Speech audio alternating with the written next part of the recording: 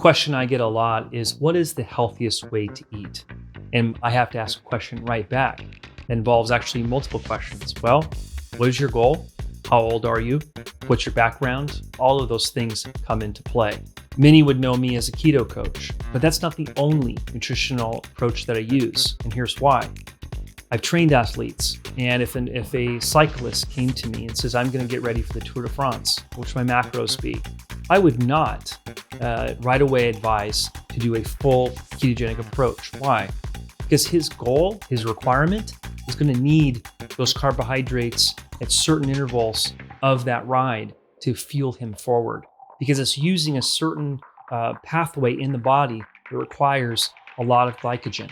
Conversely, you take someone who is working in office all day, they're somewhat sedentary, their goal is to lose body fat, they're trying to get to the gym 30 minutes, 60 minutes a day, 3 to 5 days a week, and they're limited on how much they can do.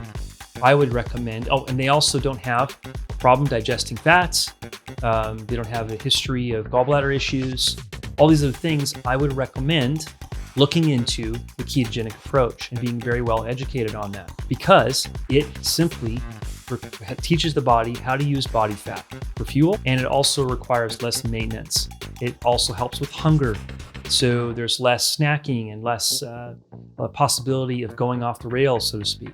And that's why I do recommend the ketogenic approach for a lot of people, because a lot of us do fit into that category, that we're simply trying to get more efficient. We're trying to have more mental performance, more energy, less inflammation. So that's a big one that a lot of us face, is fighting inflammation.